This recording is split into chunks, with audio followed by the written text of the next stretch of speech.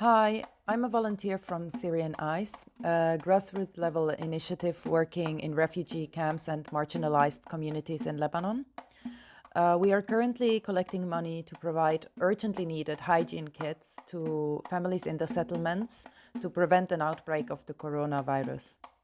Most families in the settlements have been affected by the curfew and lost their income. They don't have the possibility to socially distance. They cannot afford the gloves, masks, or even soap to prevent the potential spread of the virus. The hygiene kits we plan to distribute contain soap, gloves, masks, and other hygiene products, which would last for a month for an entire family. We also continue to cover medical expenses for urgent cases and chronic illnesses unrelated to the COVID 19 pandemic, but still in need for attention and support.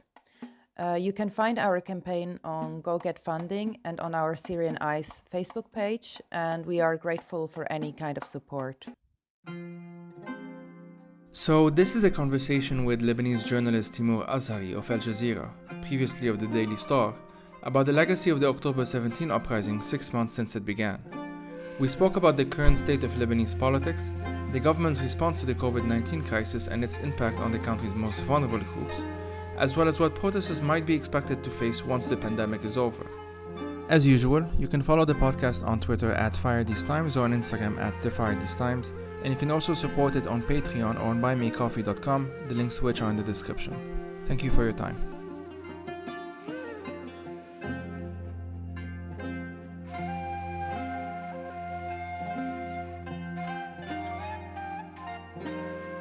So my name is Timour Azhari. I'm a journalist based in Beirut and recently became Al Jazeera English correspondent here. Timour, I've met you on the streets, so to speak, and, well, literally actually, not just so to speak, and we have both been updating the protests in Lebanon on Twitter. You've been doing it for much longer and for a more, extended period of time. I wanted to start this conversation with your general impression as a journalist, as someone who has tried and obviously to understand the situation as much as you can. What are some of your initial reflections now that we're approaching the 6 months start of this uprising? Okay, well, yeah, I mean, first of all, I think my sort of initial remark about this is it's I think it's important to take a second and stop and think of what we've all experienced over the past 6 months. Almost 6 months. I mean, we went from, I can speak about myself personally. I went from feeling like, as a journalist here, I was pretty much writing just to record sort of history rather than being able to, see any change coming in the future. And then, 17th of October rolled around and sort of everything seemed like it was changing. We had about a month or so of really intense street protests where the country was basically shut down. I'd say probably from the 17th of October until after Independence Day. That was sort of, I would say, the first initial big sort of explosive stretch. And then really the economic crisis issue sort of took over and became the main story. We went from the high and euphoria of the whole country is united, or at least a massive part of the country is united, to, oh my God, like, how are we going to survive? Or, this is for a lot of people who just couldn't access their money. So from a very, very high to a very low. And then protests kept going. They took on a more sort of angry sort of character as people really became frustrated. And then we had the coronavirus come, and that sort of just ended any protests that were still ongoing. We were basically at the point where we were seeing one or two big protests a week, usually on Sunday, and then there would be other actions in different parts of the country. So still trying to maintain momentum, still organizing, but definitely much more low-key than what it initially was. And then when coronavirus came, obviously that sort of put the nail, I wouldn't say the nail in the coffin actually, but it sort of put things on hold would be maybe a more correct way of saying it. I know from my conversations with people that, and just the general feeling in the country, that the anger, the frustration, the demands that led people to go to the streets are there and probably have increased since. And I expect that when this whole thing is over, if it's ever over, if we ever get to go back out on the streets again, that really what we're going to see is sort of a cross between a nationwide bloc party and a protest. And as some activist friends have put it, basically we're going to make up for all the things they did while we were stuck at home. Yeah, it does. It does definitely feel that well, the coronavirus put things a bit on hold, which I guess is to be expected. I'm curious as to your impression again as a journalist, someone who's generally interested and who definitely you do your research. That's something I can say about you that I can't say about everyone. Um, how have how have you seen the government's reaction? Well, let's start with the government's reaction to the COVID-19 crisis, to the coronavirus crisis, and then maybe more broadly this new government, of course, with Hassan Diab as prime minister. How would you evaluate their what they have done so far? I would start off by saying that, and let's obviously discount any kind of conspiracy idea here that the government, brought in coronavirus or anything like that. But I just think that coronavirus presents its came as a very sort of I wouldn't say easy, but it's sort of an opportune crisis for a government like Hassan Diab's government to gain legitimacy from. And as far as crises go that the country are facing now, whether it's economic crisis, financial crisis, health sector crisis, I think that the coronavirus crisis actually, when you compare it to the economic crisis, is or the political crisis in the country, is much easier to solve because all you really need to do is shut down the country and make sure that people, stay home. And that's the kind of thing that states are good at, especially states that have a very security sector that is very much at the forefront, as we do have here in Lebanon. We're not used to thinking about our state in that way, as being a security state, but security forces in this country are sort of the main institution, whether it be the army or the ISF, that really function. And so this crisis presents a real opportunity for Hassan Diab's government. And credit where credit is due, it seems that their handling has, borne results. They closed schools really early, 8 days after we had our first case. They decided to close down schools and universities, even before we'd hit double digits, and they got a lot of criticism for it at the time, because they were sort of, people were saying that they'd gone too far too early. But it actually seems that Lebanon has done a quite good job on that side, on the lockdown sort of containment side. Where they haven't done a good job, and which sort of takes away from the entire effort, is the economic side of things. I mean, the country now, statistics from the finance ministry say that 45% of the country is below the poverty line. The government's reform plan, which was leaked yesterday, puts that figure at 48%. So we're looking at half of the country now that is below the poverty line. And that means they make less than 4.5 million lira a year, which is, at current exchange rates, is even below $2,000. So imagine, I mean, these, making below $2,000 a year is half the country now. Half the country, you're talking at least 2.5 million Lebanese there. And so, I mean, Hassan Diab's government decided, okay, we need the lockdown, and you could actually, if you look at global trends, it makes sense. But if people are stuck at home and they can't feed themselves, they will go to the streets, and that's where the government has failed, because they announced aid way too late, in my opinion. And then when they announced it in late March. We only really got that aid beginning to come forward. It hasn't even begun to come forward yet, and we're talking almost 2 weeks later. And so people are really in a difficult place now, and we've seen protests several times. We've seen them in Tripoli, we've seen them in the southern suburbs of Beirut, places where traditionally you have people of a much lower socioeconomic status. And people can't take it, and so that's, if anything, I'd say that's the where this government has failed. Now, if we're looking at Hassan Diab's government as a whole, there was the whole question of independence in the beginning. And so there were two camps. There was the camp basically of, well, not really two camps, but I would say you could have taken the opinion that, oh no, this government is exactly like governments before. It's put forward by the exact same parties, and therefore it won't be any different.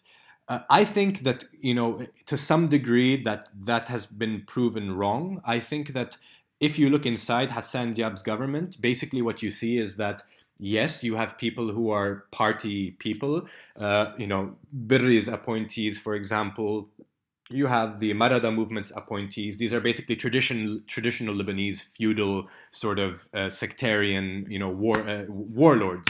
And so those people, basically what I'm saying is that in the cabinet you have ministers who are completely loyal to parties, but you also have ministers who I think have shown a much more independent streak. And for right now, I think I would, to some degree, put Hassan Diab in there. I think that Hassan Diab is not like under the sway of Hezbollah entirely, not under the sway of Birri or Gibran Bassil. I would say that he navigates in a space that needs to some degree make those people happy.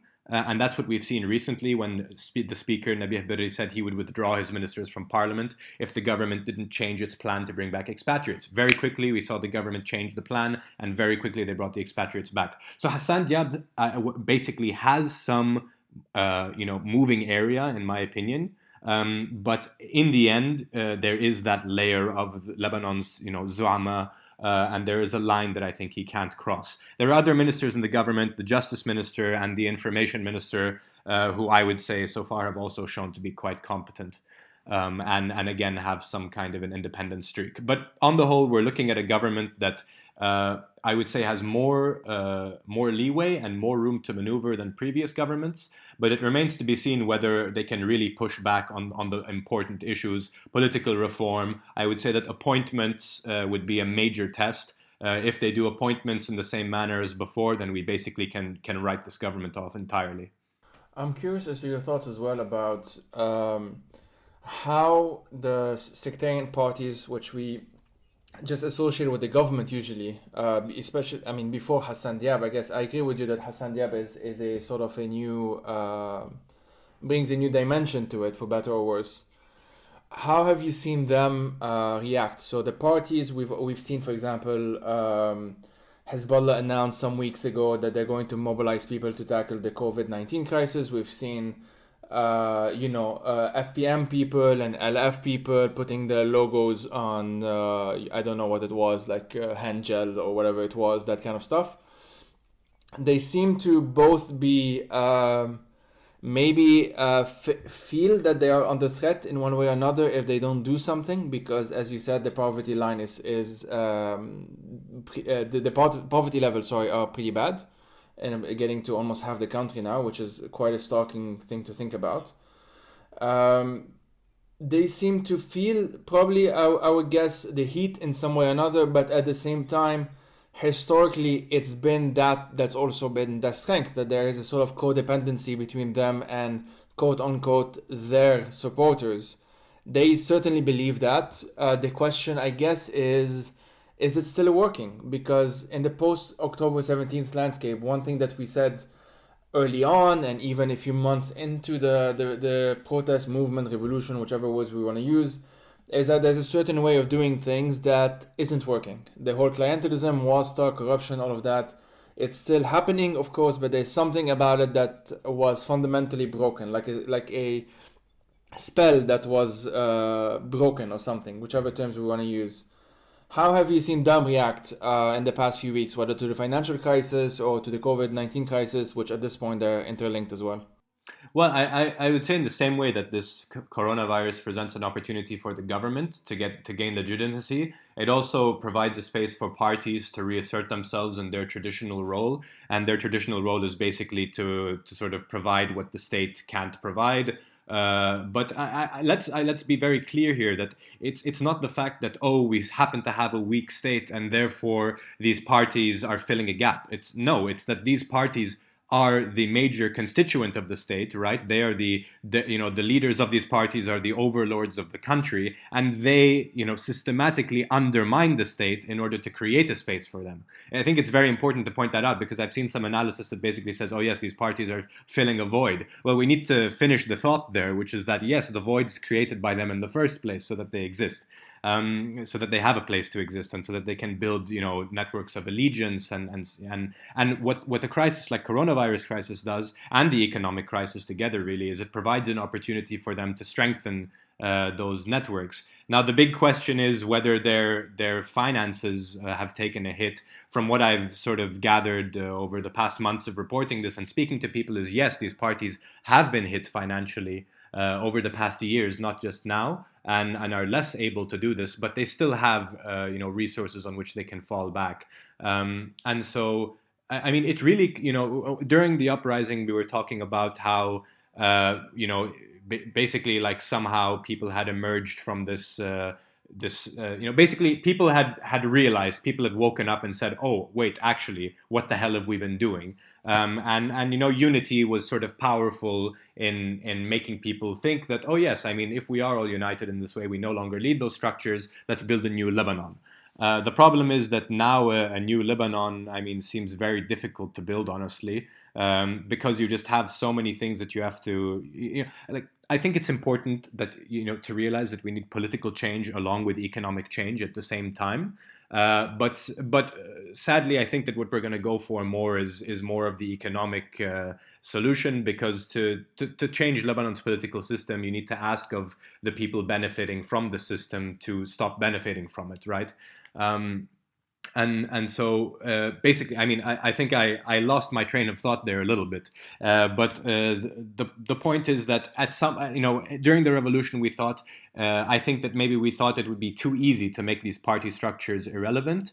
And now the crisis we are seeing sort of present an opportunity for those parties to exist.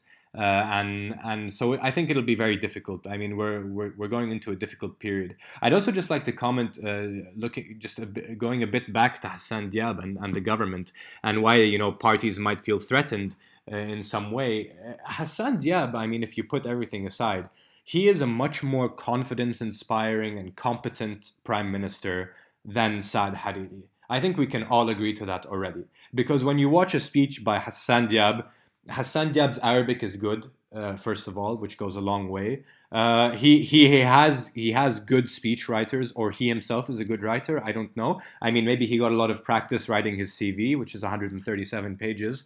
But no, he is a good speaker. You have to give them that. And when he comes up to the podium, and I think of myself as a critical person, and I've covered a lot of politicians in Lebanon since I became a journalist here. But sometimes when you see a prime minister of a country give a good speech amid a crisis, it like I've gotten goosebumps, and it's like very quickly in my head I'm like, okay, like no, but it happens. And so he is a rousing speaker. He is a confidence-inspiring speaker. And I think that goes a long way because of what we've dealt with in the past. What we dealt with in the past really was complete incompetence.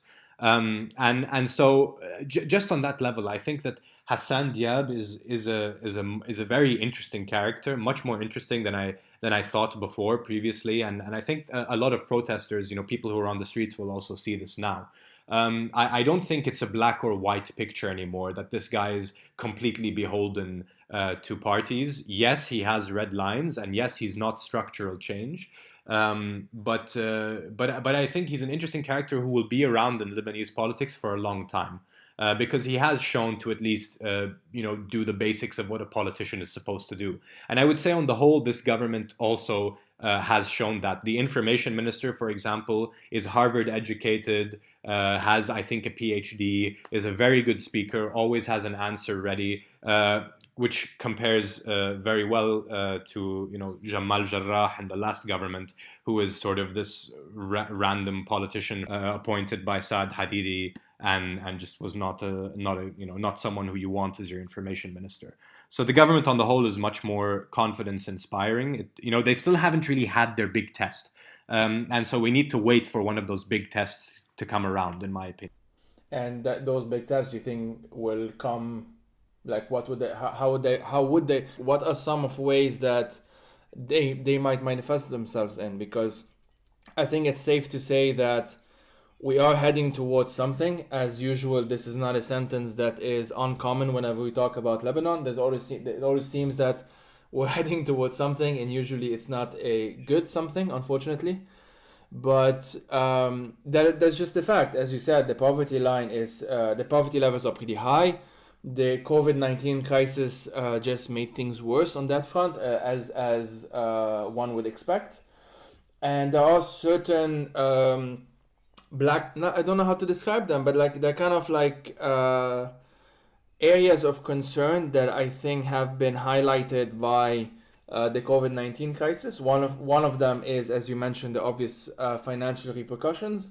Another one is how, and I'd like to get your thoughts on how the even more vulnerable groups of people, so those who don't even have the citizenship, migrants, refugees, migrant domestic workers, how they have been, how they have had to deal with this COVID-19 crisis. We've seen, and you've written yourself on this, that how it's affected migrant domestic workers. It's affected that pretty badly.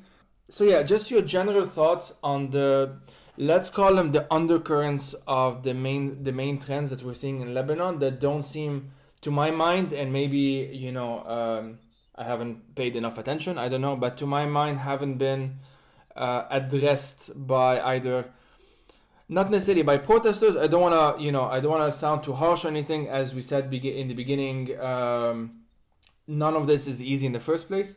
But there does seem to be kind of a blind spot in one way or another towards a pretty big segment of the population of those who actually reside in Lebanon that kind of is easily removed from or easily hidden away from the narratives of this government is good, bad, the policies that they will implement are good or bad.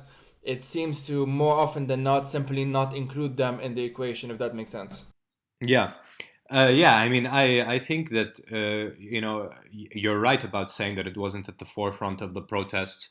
Sadly, this is something that happens, around the world. I think when you have movements or crises, is that people, basically think we Lebanese right now are in this huge bind. We have so many problems. How can we even possibly, work to save other people when we can barely survive ourselves? That's something you'll hear over and over. But no, I think it is that a national issue that we really need to address, because in Lebanon, the question of citizenship has always been this difficult thing, right? Since very soon after Lebanon was formed, when you had Palestinian refugees come here, and you had a lot of, you have a Christian community who are very sort of sensitive to a large influx of Muslim people, because it dilutes their power, and that's sort of, you can sort of understand that on that level. Not that I'm saying I agree with it, but you can sort of understand the rationale behind that.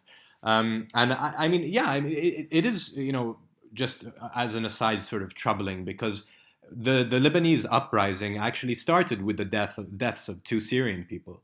And that's an important note that you don't usually see anywhere. And when you see tallies of the martyrs of the Lebanese revolution, you don't see those two men in there. And these men were basically in a building and it's very inconvenient and very unfortunate to say, a building that was torched on the first night of the uprising, in this big sort of chaotic outburst of anger. And these two people suffocated. They were two Syrian men who were living in the building and suffocated to death. And we sort of didn't hear anything about that.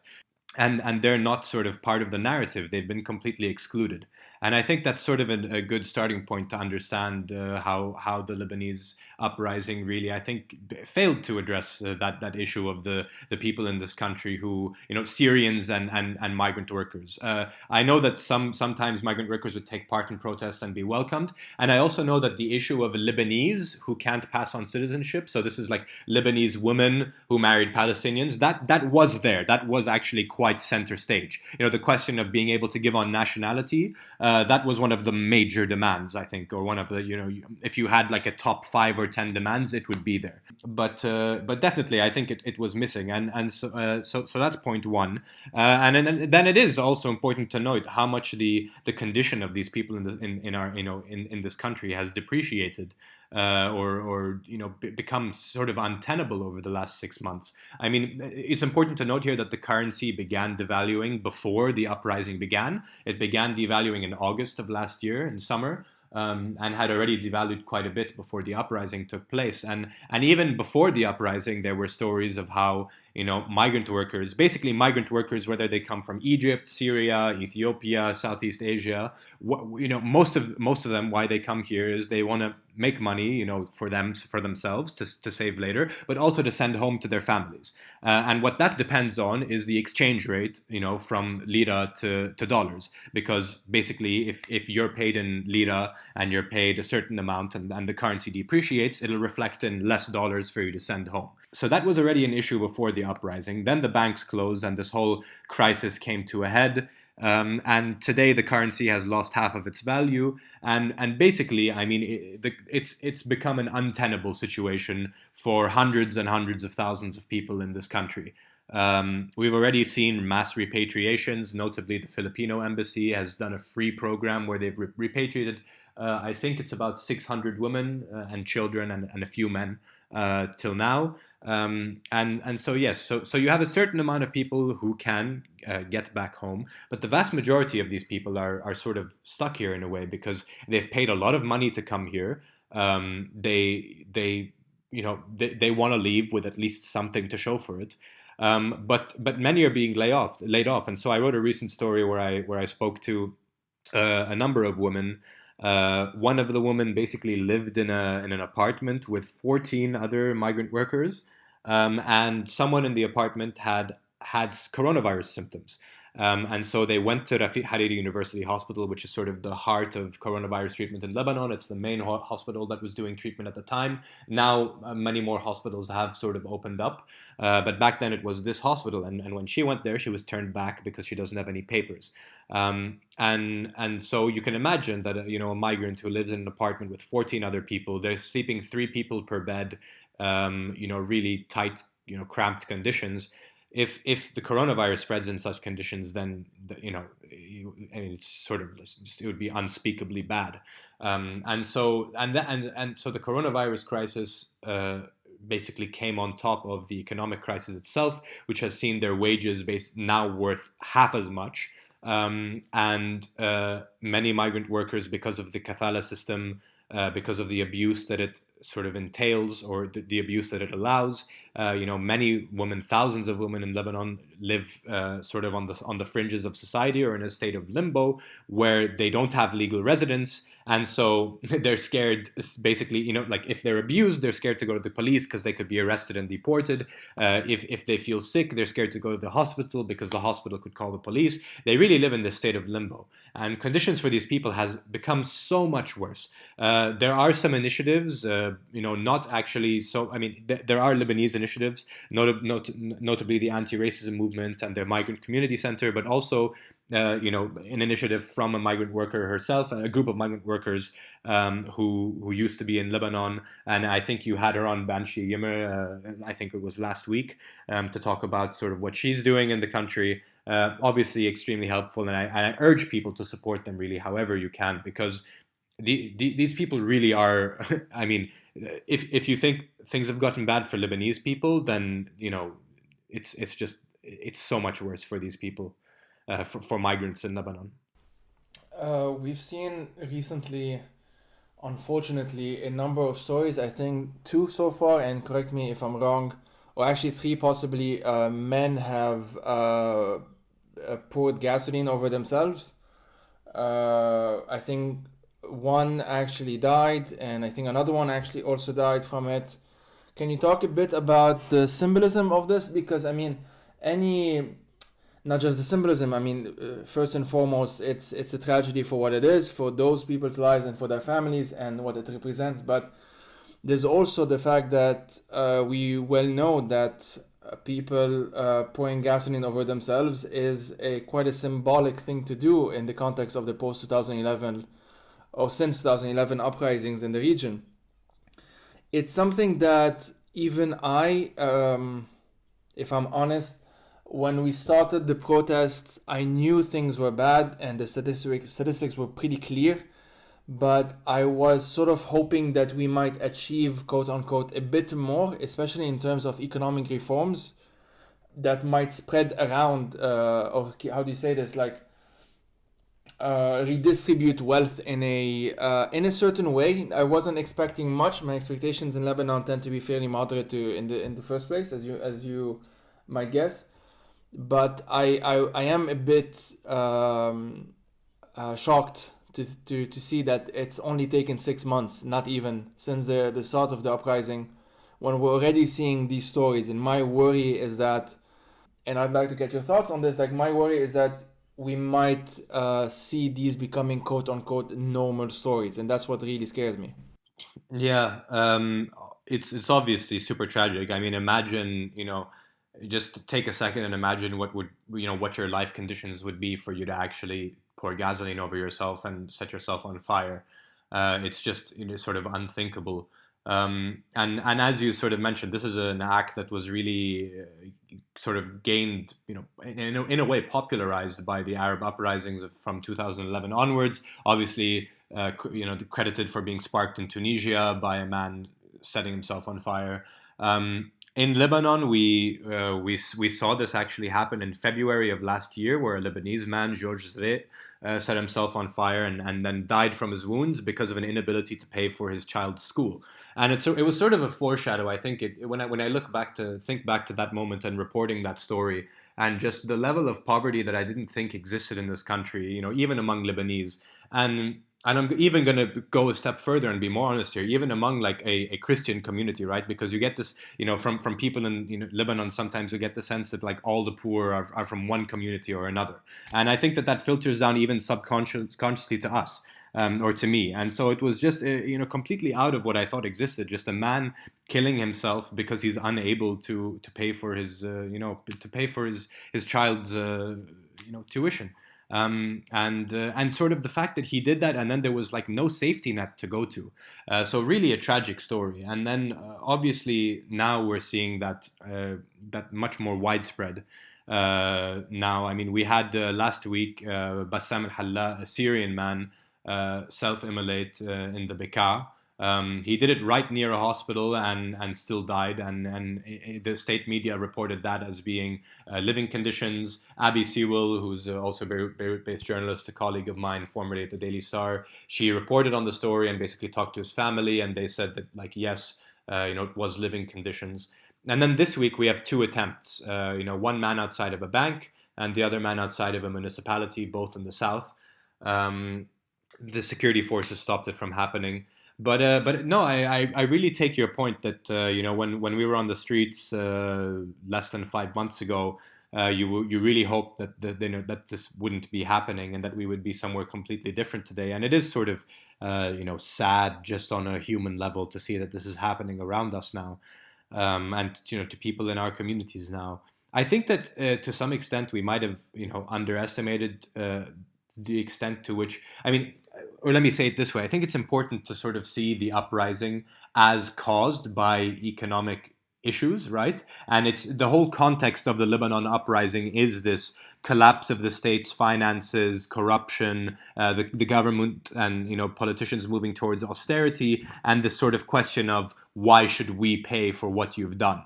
And so the Lebanese uprising erupted in that context, but I think it's very difficult to escape the context, right? The context remains. And so while you had those beautiful weeks where it really seemed like change was possible and where the country was shut down and it was really this amazing sort of show of people power, I think inevitably that dies down, and then you come back to the same sort of question of, okay, but like, the money is not there, and the money won't be there by simply going out on the streets and having great conversations and trying to bring down the government, even as the protesters did. So what I would say is that, like, you have to there are certain things that where it fell short. I think that organizing to this day, from the conversations I've had with people, sort of independent organizing, while it did get a boost, it seems to have lost a little bit of steam now. Roles are sort of a bit ill sort of defined. The idea of like where do we want to go with this? So do people want to basically ready themselves for elections in 2 years, or do they want to like take a different path and become watchdogs? Or so I'm not sure that really the uprising has sort of very clear sort of definable outcomes yet.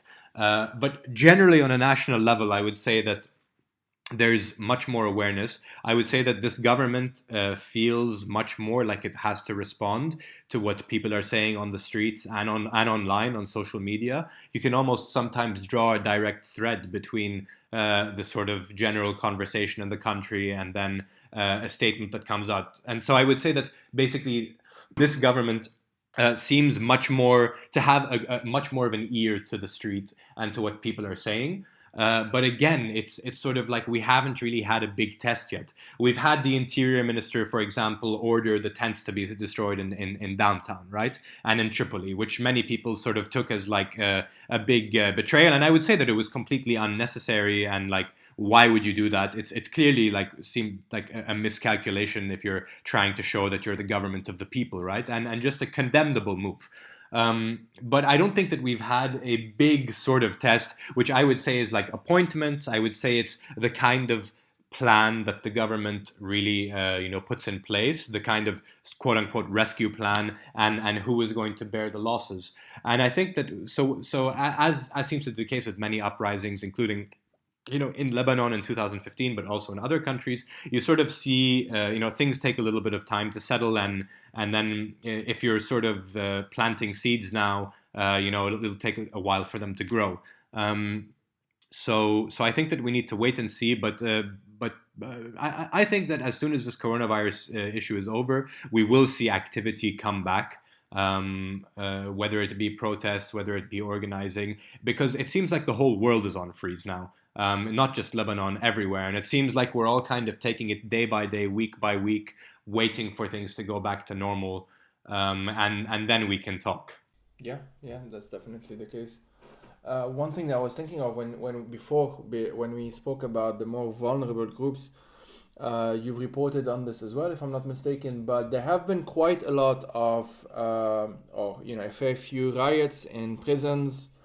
A number of the same questions related to some kind of amnesty or clemency or really anything that might ease the burden of the system, which is already pretty bad, and on a purely human level, because many of these people are there for petty crimes, for small, relatively small misdemeanors or whatever.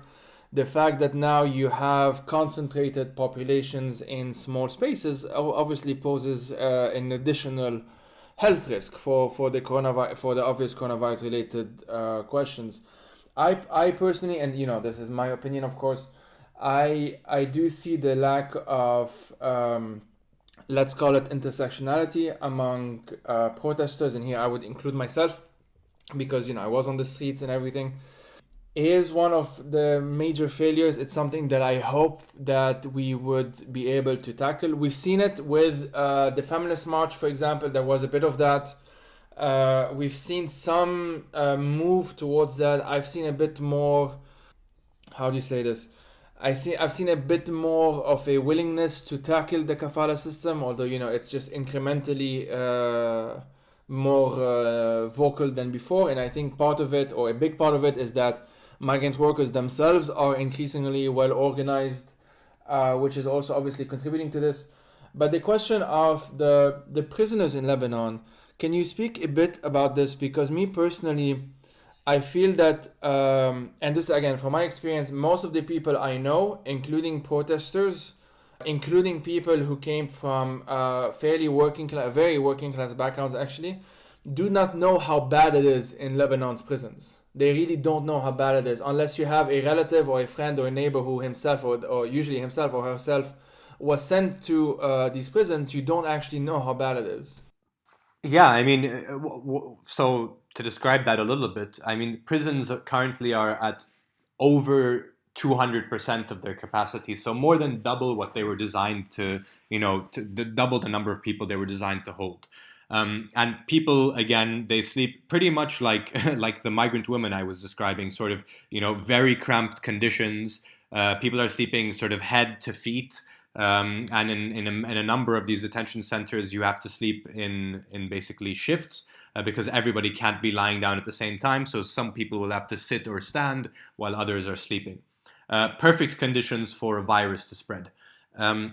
So thankfully, we have the government says that till now there have been no cases found in the prisons. Although it seems that people also haven't been tested in the prisons, but there's basically what they say is there's been no reason to suspect this yet. And the government has begun this program of releasing people. The interior minister said that 559 were released as of a few days ago, but this is mostly people who were just sort of like arrested and at jail and then like let go. So they've been clear. The Justice Ministry has been very clear to judges that they shouldn't arrest people unless it's serious crimes. And it's very, very interesting because in a way this crisis has forced the Lebanese justice system to modernize in a way. Where now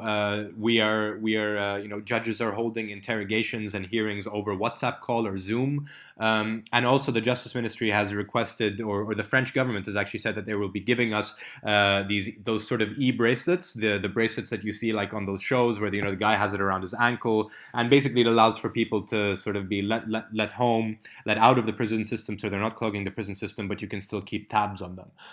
So those things are moving sort of in the right direction.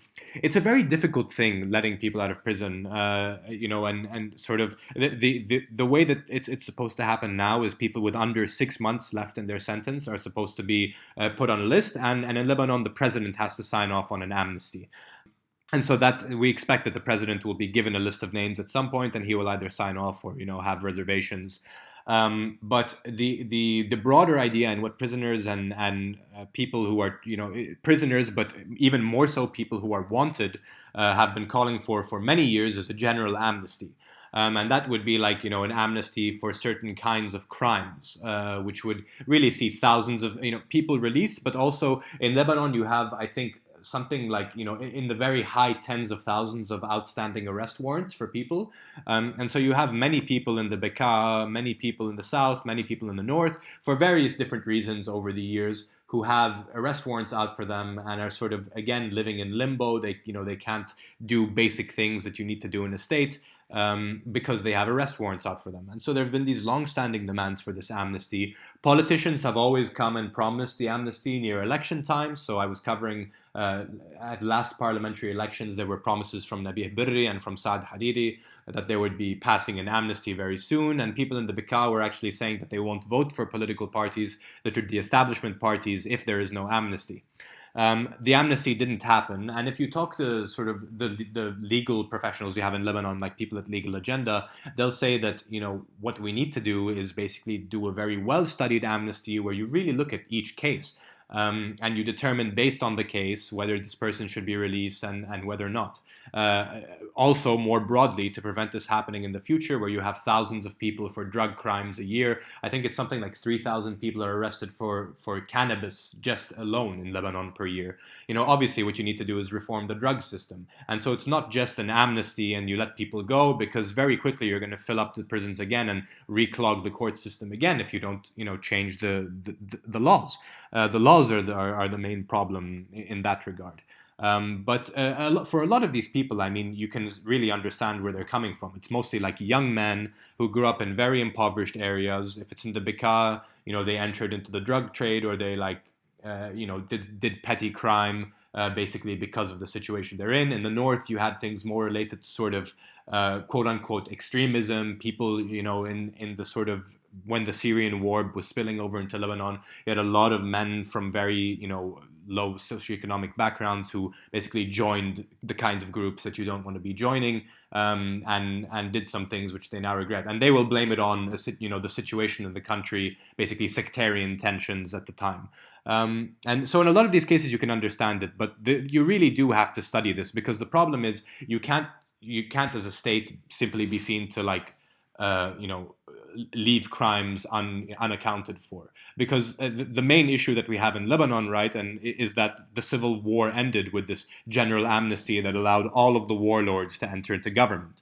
And so I think it's important that we learn from history and sort of study things in a way. And that's one thing that successive Lebanese governments have shown that they don't like to do. They don't like to put in the work to actually study things properly, to actually get things done properly. They do everything like a kid who's studying right before his exam in the last 2 days. They leave everything for years, and then they realize, oh shit, there are elections. Okay, let's do something. And that's how everything's been addressed in the past. And what you would hope for is that now things take a bit of a more measured measured kind of, obviously there's urgency here because you don't the coronavirus issue is serious, but you really have to sort of study things and go about a process of reform of the country's laws. Tab, on that note, if we can end on sort of me asking you a pretty relatively tough question, I would assume. But imagine we are having this conversation again in 6 months, and it's the 1 year anniversary of the start of the uprising. Whether for symbolic reasons or not, we like to keep these dates.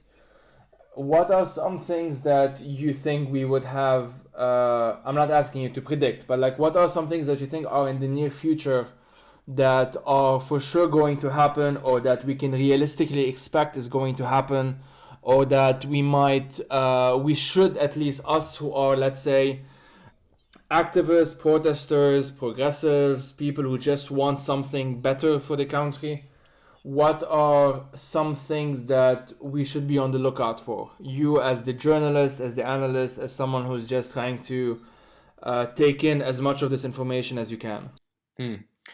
Yeah, I mean, it's sort of, as in a way, a little bit of what we've talked about. It's basically what we need to see is a real change in just the way that the work of governing this country is done, and that means much more transparency, sort of, and public consultation on things.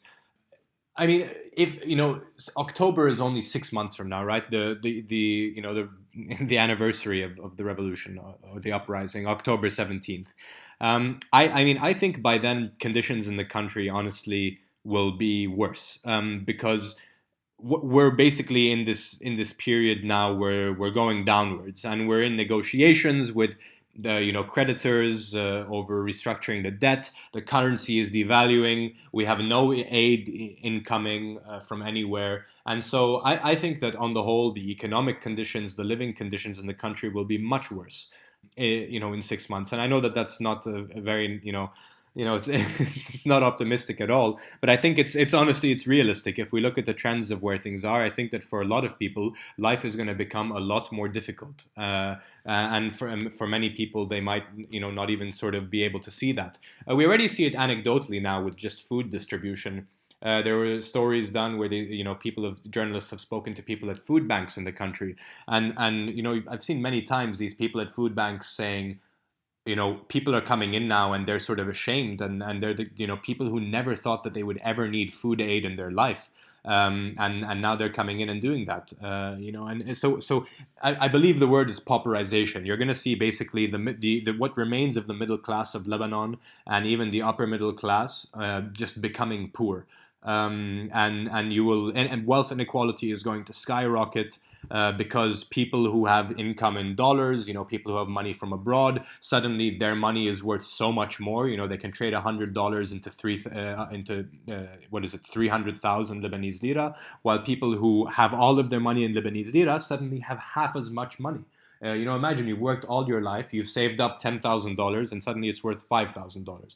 That changes everything, and it's probably going to get worse in terms of depreciation of the currency.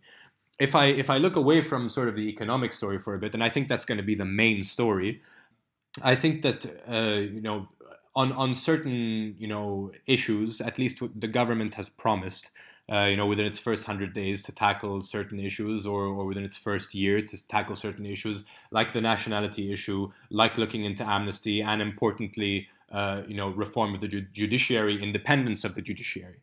If we get those things, if we get a law whereby judges elect judges rather than politicians putting in place the judges, that will be a massive leap forward, because it breaks the chain of dependency between the politicians and the judges.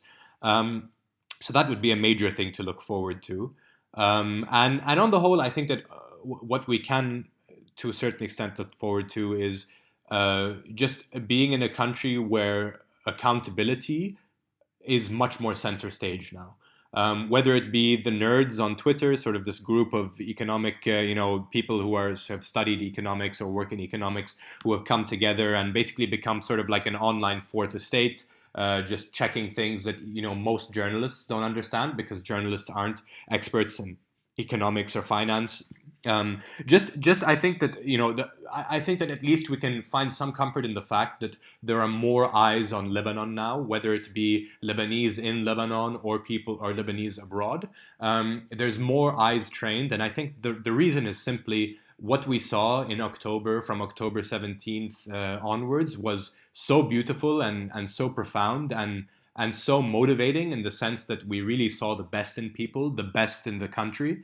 I think that people abroad who ran away from Lebanon because there was so few opportunities here, the emotional bond was strengthened, and there was a sense of we really have something that is worth fighting for, to a degree. And so there's going to be more eyes trained. I think that there's going to fostering a sort of culture of accountability. And that I think that'll be one of the main takeaways going forward. And so I hope that at the 1 year anniversary we can at least point to some sort of small small victories, whether it be pushing away bad decisions, or maybe even holding some people accountable. I don't know, that might even be too much to wish for. But I don't see massive institutional change by October 17th, 2020. Nor do I see the political class, going, the main figures of the political class, unless it's via sort of natural causes, which a lot of them are getting close to. Obviously, I don't wish that on anybody, but let's just say that. Thank you very much for having me on. And I wish you all the best with this podcast. It's great that this in and of itself is I think for you somewhat inspired out of what happened in Lebanon on October 17th. No. Absolutely, and that's a good way for me to plug the next episodes and tell everyone that I'm actually going to have a number of guests to talk specifically on some of the topics that we brought up today. And as well as more specific issues like looking at migrant domestic workers, looking at refugees, looking at vulnerable communities throughout Lebanon as well, to kind of help out with as much as I can the sort of work that you yourself are doing and what other people are doing, whether online or offline. So thanks again for this, Timour, and good luck on everything. Thank you very much. Wish you all the best.